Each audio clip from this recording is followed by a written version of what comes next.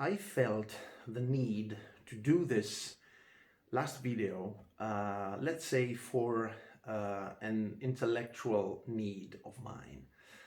I would like to start from the obvious point, so to say, that of course Maestro Celibidache was such a great, of course, conductor and musician, and his phenomenology is something amazingly interesting.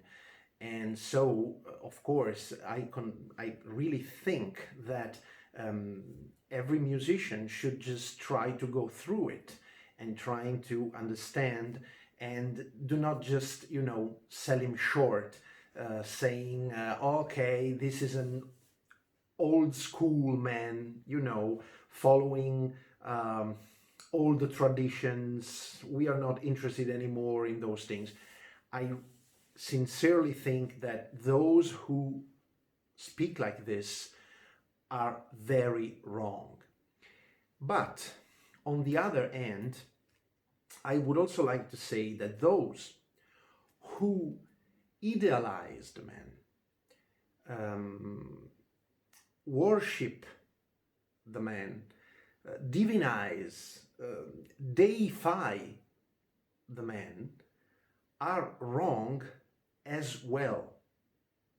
It's not that they are less wrong than the others. They are wrong as well. First of all, I would like to point out that Maestro Celibidache was following the Buddhism and the Zen.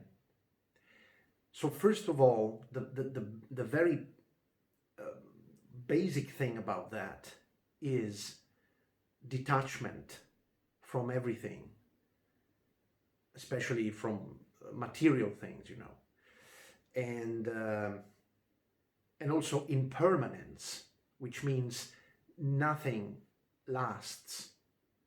So if we consider that he decided in the end of his life not to leave one single sentence or one single word written about his phenomenology, and we know that he spent most of his life teaching his ideas all around the world, and conducting, following his own ideas with an immense coherence. So if he decided not to leave a word, a written word about that, is very important to think about that, because of course he believed in what he was saying. That's granted, and it couldn't be different.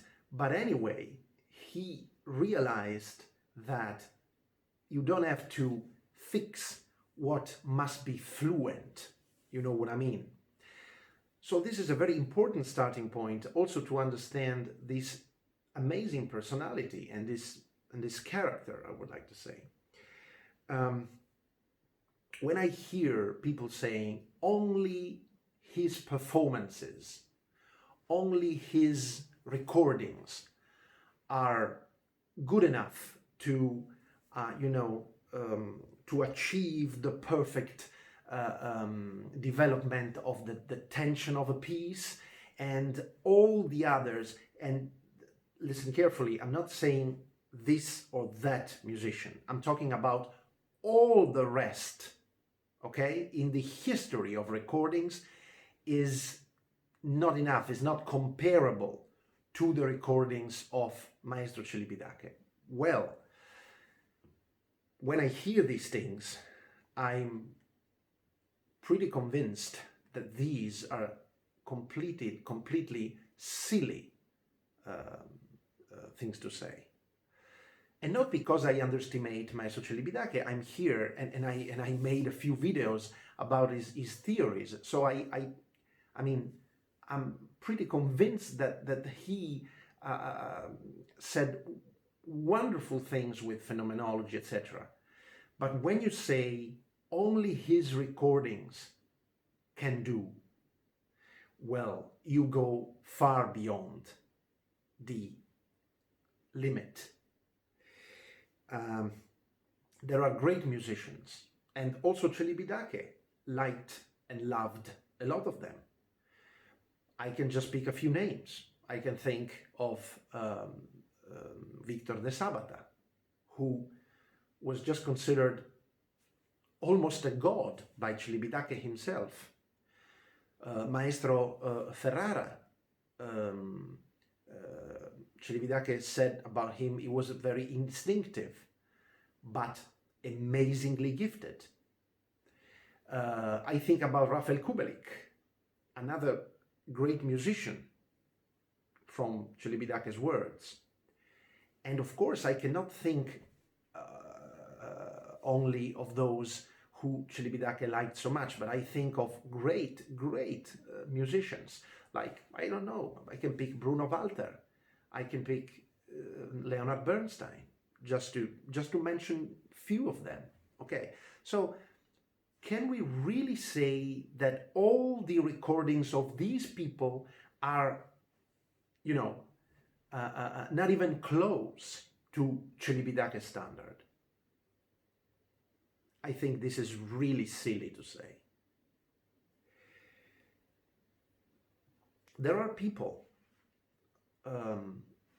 admitting to spend their time, their free time, their spare time, on the net, looking for every single detail, new video, new information, new article, and anything concerning Celibidache. So they are kind of, as you understand, worshipping the man. I'm not saying that keeping information up to date is not important. Of course it's important, and I do it myself sometimes.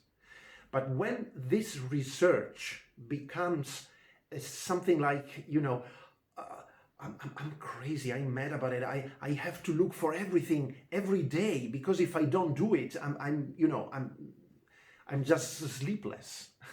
When this thing becomes such a how can I express that, you know, obsessive thing, well, it's wrong because of this obsession going on. And by the way, it's not simply the obsession itself that is wrong, but I wonder, this attitude is fomenting the fanatism about a person. And this is not good.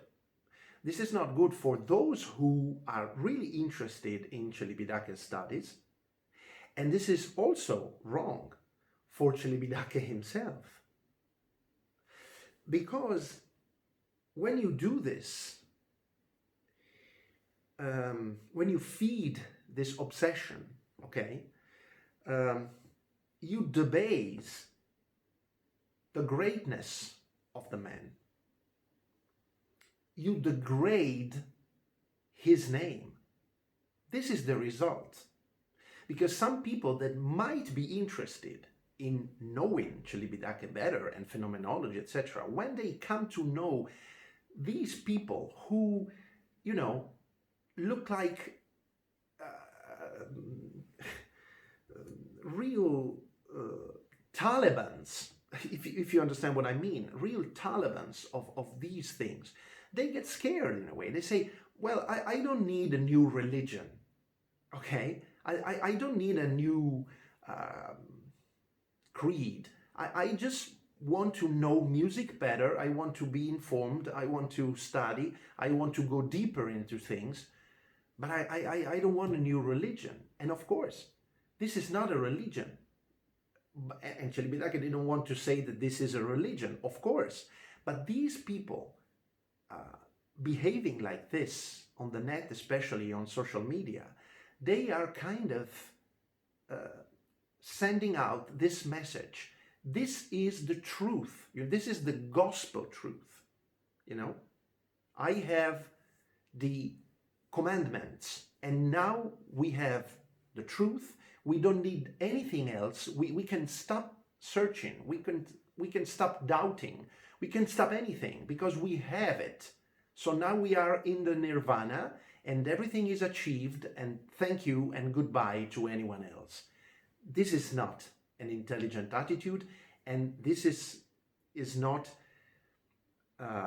putting Celibidache's name, in my opinion, of course, in the right position that he actually deserves. Because once again, I want to say he deserves that people go deeper in his theories and in his phenomenology, just to understand how deep he was and how smart the guy was. This way, he looks like a kind of weird wizard, you know, a sorcerer. Meanwhile, all the great in history, great names, great composers, somehow made some mistakes. How is it possible that he is not like that, you know, is right in every single word that he said, in every single thing that he did? He was right. He was the Messiah coming down on earth again. No way, no way. This is absolutely incredibly stupid. Some people, these people also keep repeating over and over and over and over some excerpts, some sentences that you can find on the interviews on the net or on the documentaries about Celibidache on the net. And these sentences, which of course they are important sentences in Celibidache's theory, and if they are repeated over and over and over and over, they become nonsense, really. They mean anything. They mean nothing at all. They lose their original meaning. Because once again, people hear these sentences over and over and over, and they just, you know, they say, okay, I just give up. I don't care. It's like a broken, you know, vinyl. It's nothing to do with intelligence, I mean. And by the way, these sentences repeated and repeated and repeated and repeated, sometimes they are not as absolute as one would like to say. Because sometimes if they are decontextualized, you know, you cannot understand actually what they mean. Just take this one as an example. Celibidache once said that when you use the progressions, you know, repetitions and progressions, they must be used at a maximum of 3 times. And Bach did know that. And he used progressions 3 times, not more. Meanwhile, for instance, Vivaldi, who used progressions like 10 times in a row or even more, he didn't know anything about music at all. And he was just, you know, he was not a musician. So I'm not interested in the idea that he had about Vivaldi. I don't care about that now. But what I want to say is that some other great composers, I just take Mozart, and I'm not taking early composition by Mozart, but I'm taking the last symphonies, the greatest, some of the greatest Mozart works that Celibidache himself conducted many times. In these works, you can actually find sometimes some repetitions and progressions repeated more than 3 times. So what is going on in here? Are we just saying that because Mozart did something like that, he, once again, like Vivaldi, he didn't understand music at all? No way. So as you can see, when these sentences are just thrown on the table like this, they can hurt also Celibidache's image, which is crazy, because of course he knew what he was saying and he meant what he was saying, but one cannot just repeat a sentence 1,000 times, and because he's repeating that, well, then the sentence becomes the gospel. It's a crazy use of a very deep understanding of music. And then I would also like to say here that in his life, Celibidache, who was known to be a very generous man, when he became principal conductor of the Munich Philharmonic, we know that he tried to all the time to raise the salary of each member of the orchestra. So he was actually a generous man, and he wanted everybody to be happy in his life, etc., etc. But we also know some things that happen that are not that good. And I want to mention the case, which is emblematic, of Miss Conant. Miss Conant was a trombonist who went for the audition in Munich Philharmonic, and she won the audition for the first trombone. So she actually had the right to be in that place. She won the audition regularly. But for some reasons, Celibidache didn't want her. And so he denied the Miss Conant the chance to sit in the orchestra as a first trombone. And so they, of course, Miss Conant sued Celibidache. And this thing lasted years and years and years, during which Miss Conant never seated as a first trombone in Munich. And during these years, she won another audition in another big orchestra, and she, of course, went for that place. And in the end, she won. And, in the trial, and so she had the right to go back to Munich as first trombone, but of course she didn't want to do it anymore because she was first trombone somewhere else, and she was happy with that. But this thing was also seen at the time as a sexist attitude by Celibidache towards this woman, who of course was very gifted and very talented, and her career shows that she actually deserved that place. So, of course, after one's death, you usually talk about only the good things, and you just let the bad things aside. But this is only to say, I don't want to blame Celibidache for anything, because we were not in the trial and we don't know anything about these things. But I just want to say that he was a human being after all. He was not a god. He was not right, in every single situation. He could make mistakes. And this is a beautiful thing, because this makes Celibidache one of us. Very intelligent guy, a great musician, but one of us after all, not descending from the skies. And so I would like to finish this video with a very nice thought of a great philosopher, Krishnamurti, whom, by the way, Celibidache liked him so much. And Krishnamurti used to say, all of us, each one of us, must look for the, let's say, the light, okay? We can say, you can use the word that you prefer, light, enlightenment, the truth, whatever, okay? But each one of us must look for the light inside ourselves.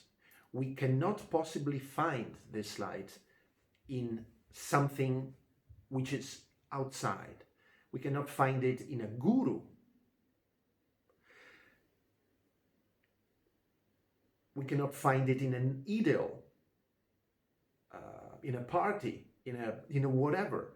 we have to look inside of us, and maybe if you are lucky enough, if you are good enough, we can find it inside of us. But if we depend on someone or on something else, this prevents us from really getting free, getting liberated from, this world. And we know that Celibidache cared, wanted so much this liberation from everything, from the material, in order to go beyond and find the truth that lays behind the music. So in order to do that, we cannot just follow the gospel of someone whose name can be Celibidache, can be Bernstein, can be, I don't care. We have to look inside ourselves, and we must have the courage to go for that search. This is very important for me, and I just wanted to point this out because once again, I consider Celibidache a great musician, and he deserves actually some respect, and he deserves not to be worshipped, stupidly worshipped, not to be presented to those who don't know Celibidache as God. He must be presented as a human being who achieved a lot in his life, and we should take care of what he achieved and trying to understand his ideas.